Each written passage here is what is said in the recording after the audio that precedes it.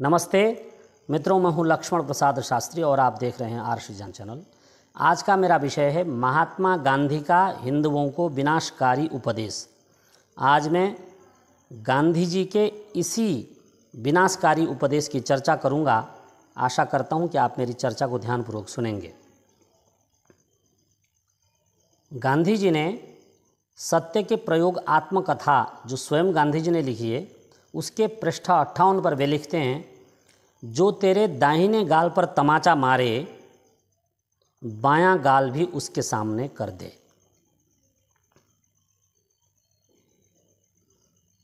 मित्रों, आपको लगता होगा कि गांधी जी बहुत विद्वान हैं और उन्होंने इस प्रकार के सिद्धांत हमारे लिए दिए हैं। ये बिल्कुल आपकी भूल है। गांधी जी ने इन वचनों को कहाँ से उद्धृत किया है वो मैं आपको बताऊंगा। ये महात्मा गांधी के वचन नहीं हैं। स्वयं गांधी जी ने लिखा है कि ईसा के गिरि प्रवचन के वाक्य हैं। मैंने इन वाक्यों की तुलना गीता के साथ की और इसको पढ़कर मुझको अपार आनंद हुआ। अर्थात गांधी जी को इन लाइनों को पढ़ करके आनंद हुआ और अब वो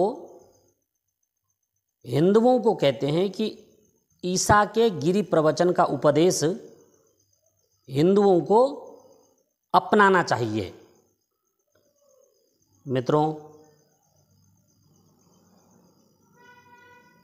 इस प्रकार का उपदेश गांधी जी ने ईसाई और मुसलमान भाइयों को क्यों नहीं दी, सिर्फ हिंदुओं को ही क्यों दी? अब हिंदुओं को क्या करना चाहिए? गांधी जी के इस विनाशकारी उपदेश का पालन करना चाहिए अथवा अपने धर्मशास्त्रों का उपदेश मानना चाहिए? हमारे धर्मशास्त्र क्या कहते हैं इस विषय पर?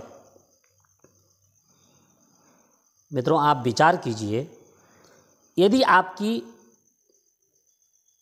बेटी अथवा बहन के साथ कोई गलत काम करे, एक बेटी के साथ, तो क्या आप दूसरी बेटी उसको सौंप देंगे?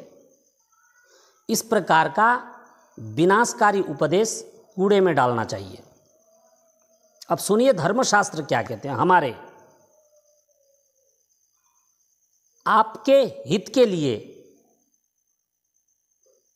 मैं इन पंक्तियों को पढ़ करके इसका अर्थ समझा देता हूँ।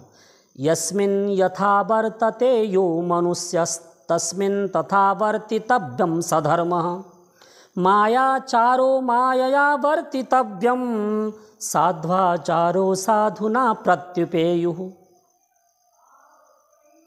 जो मनुष्य आपके साथ जैसा व्यवहार बर्ताव करता है, उस मनुष्य के साथ आप वैसा ही व्यवहार बर्ताव करें, और वही धर्म है। मायाचारो मायया वर्तितव्यम। आपके साथ कोई प्रेम से बर्ताव करे तो आप उसके साथ प्रेम प्रदर्शित कीजिए।